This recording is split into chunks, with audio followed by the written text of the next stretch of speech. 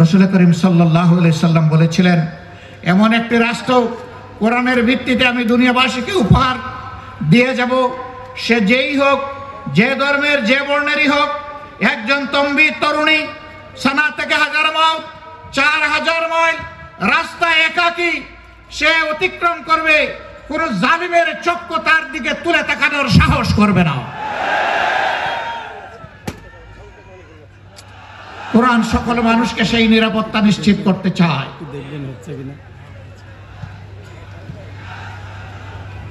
লালমনিরহাট জেলার সম্মানিত ভাই ও বোনেরা, কোরআনের এই নিরাপত্তা বলয় থেকে যুগ যুগ ধরে সুকৌশলে ষড়যন্ত্র করে এদেশের মানুষকে বঞ্চিত রাখা হয়েছে। এখনো মানুষ জেগে উঠেছে। আজকে এখানে বসা অবস্থায় সনাতন ধর্মের একজন ভাই আমাকে একটা স্লিপ দিলেন। তিনি অনুরোধ করলেন, আপনি একটু বলবেন সনাতন ধর্মাবলম্বী আমরা যারা আছি তাদের জন্য যেন নিরাপত্তা আইন পাশ করা হয়।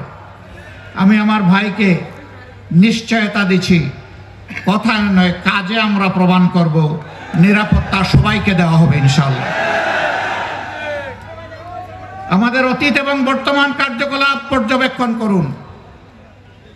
বিপদে আপনি আপনার পাশে আমাদেরকে পেয়েছেন, পাচ্ছেন, এবং আমরা আপনাদেরকে ওয়ারেন্টি দিচ্ছি, পাবেন ইনশাআল্লাহ।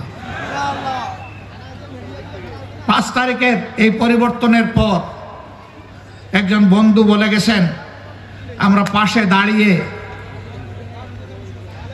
একজন চৌকিদার হিসেবে এই জাতির জন্য কাজ করেছি।